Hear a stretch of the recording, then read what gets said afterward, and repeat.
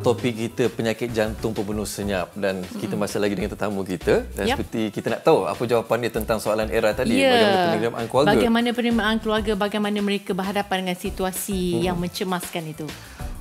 Cemaslah dia orang semua. So apabila saya on the way balik ke rumah daripada restoran tu sambil tengah sakit jantung tu, so wife saya tengah jaga anak saya kecil lagi, dia baru 4 tahun masa tu. So dia pun bergegas. Yalah, dia orang tengah relax kat rumah. Dia orang pun bergegas. Kemudian mak saya call dan semua berkumpul di hospital lah untuk tahu keadaannya apa. So keadaan saya sakit tu sakit, tapi tidaklah lemah sampai saya tak boleh nak bercakap ke apa. Masih boleh bercakap, masih boleh respon pada doktor. Doktor tanya apa, saya boleh jawab. Cumanya keadaan cemas tu dia bukan macam seseorang yang kena accident tau. So keluarga pun berkumpul.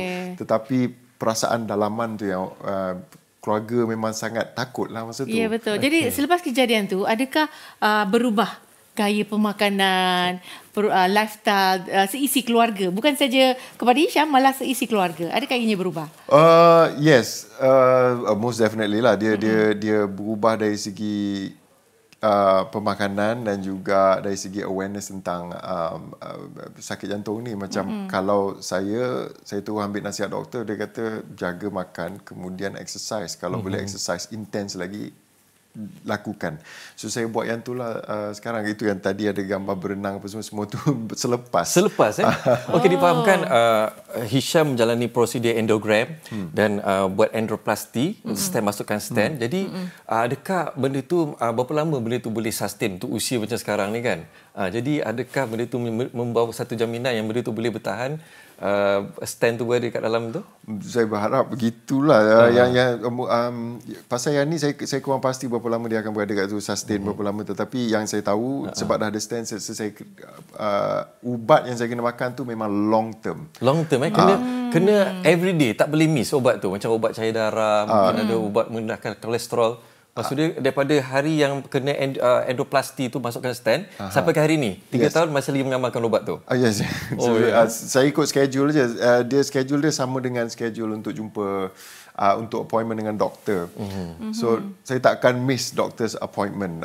So setiap 6 bulan atau sekali setahun dia akan check balik, and then kemudian kalau perlu tukar ubat ke apa. So saya terima hakikat yang kita manusia tak nak makan ubat, tapi saya terima hakikat memang saya kena lah. Kena disiplin. Dan saya tak nak langgar lah apa doktor cakap kan. Betul.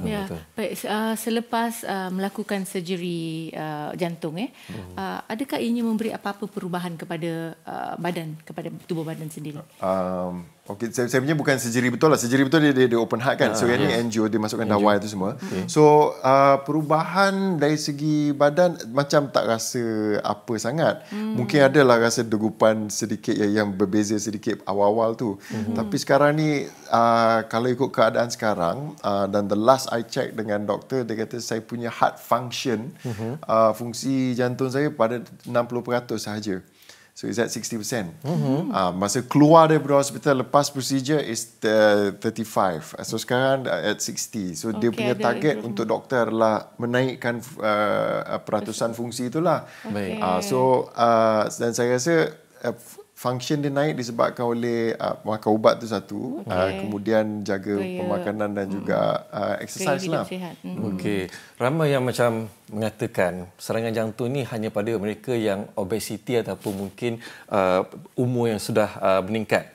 Jadi bagaimana kita nak mengubah persepsi itu? Sebab ini dia kejadian sebenar di mana Hisham menjadi satu membuka mata masyarakat dekat luar sana bahawa pada usia muda pun memang ada risiko untuk kena sakit jantung. Jadi macam mana kita nak ubah persepsi? Mungkin kena mengadakan rawatan pada peringkat awal ke? Mungkin Hisham boleh kongsikan pendapat kat situ? Disebabkan nak kata yang tua kena, betul lah. Betul. So apabila yang tua kena, masa muda lah kena jaga. Dan kalau ikut sakit jantung ni, kalau ikut trend maknanya semakin lama semakin muda. Kalau dulu 50-an, ayah saya buat bypass pada 45 tahun. Dan saya kena serangan jantung pada 34 tahun. Macam makin lama makin muda. So, kalau nak nasihatkan sesiapa, kita patut buat saringan awal pada umur yang muda lah. Kalau tanya saya, dalam 20-an, 25 tu, pergilah cek kolesterol dahulu supaya kita boleh tangani masalah tu pada peringkat awal. Sebab kalau macam saya tak cek apa pun, tengok-tengok dah kena. So, saya punya saranan adalah awal-awal lagi, pertama sekali pemakanan, exercise, gaya hidup semua jaga.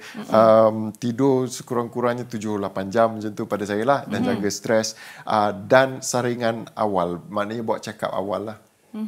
Itu yang perlulah saya rasa. Mungkin Hisham boleh menggalakkan penonton-penonton kita di luar sana. Bagaimana Hisham mendisiplinkan diri untuk merubah gaya hidup yang selama ni mungkin selesa, makan kedai di luar dan tidur tak cukup. Tapi bagaimana mendisiplinkan diri sekarang ini. Bukan sesuatu yang mudah. Betul lah. Supaya kita macam ni. Kita punya point adalah pencegahan adalah lebih baik daripada rawatan. Kita tak nak bila dah kena pun nak berjaga-jaga. Biar kita mengambil langkah sebelum kena tu kita dah mengambil langkah proaktif untuk mencegah. Macam mana Hisham boleh nasihatkan kat situ? Okey, dah banyak contoh-contoh orang yang kena. Bukan saya seorang je yang muda. Saya dengar kabarnya mungkin numbers dia tak banyak. Tapi orang yang berumur 19 tahun pun pernah kena ada masalah jantung juga. So the thing is pada saya just disiplinkan diri. Pada saya ambil tahu dulu apa pemakanan baik, apa itu sakit jantung dan macam mana sakit jantung tu boleh jadi pembunuh nombor 1 di Malaysia. Atau some people say silent killer. Setengah orang tak kena serangan pun dia terus meninggal. You know what I mean? Dia terus cardiac arrest atau terus meninggal. So ambil tahu, pada saya ambil tahu, get the knowledge untuk tahu apakah masalah jantung, apakah jantung, fungsi jantung untuk apa dan bagaimana kita boleh jaga jantung.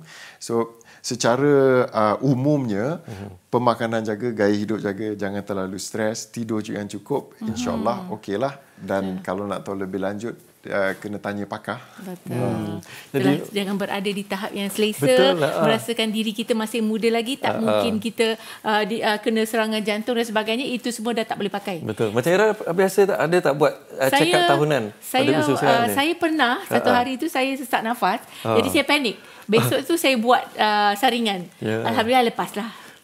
Macam saya sendiri, saya kongsikan pengalaman saya sebab saya menjaga ayah saya yang memang ada masalah jantung. Dia dah buat endogram dan juga dah pernah buat stent kat dalam. Jadi daripada apa yang saya dapat iktibar pada ayah tu, saya apply kehidupan saya seperti itu.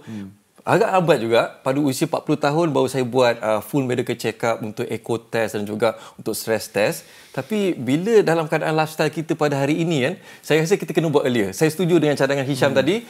Umur 25 ataupun dah masuk 20-an tu dah boleh check kadar kolesterol dalam tubuh badan kita. Atau pada saya macam pada umur yang muda ni perlu ada awareness, kesedaran yang saya nak sihat itu je. Dan kemudian kita nak dapat tahu macam mana nak sihat apa semua bukannya susah sangat dah these days. Daripada mana-mana sahaja kita boleh dapat. Tapi dapatkan informasi yang betul. Betul. Yang penting kena ada ilmu dan juga mengambil tahu tentang diri kita juga keluarga yang tersayang lah untuk peringatan bersama. Jadi, terima kasih diucapkan kepada Hisham. Kita doakan semoga terus sihat. Hendaknya insya-Allah. Macam mana suka ke hidup video ni? Jadi kalau suka jangan lupa like, komen dan share, okey? Dan kalau tak nak ketinggalan, akan ada lagi video-video menarik, jangan lupa subscribe YouTube Mingguan Wanita.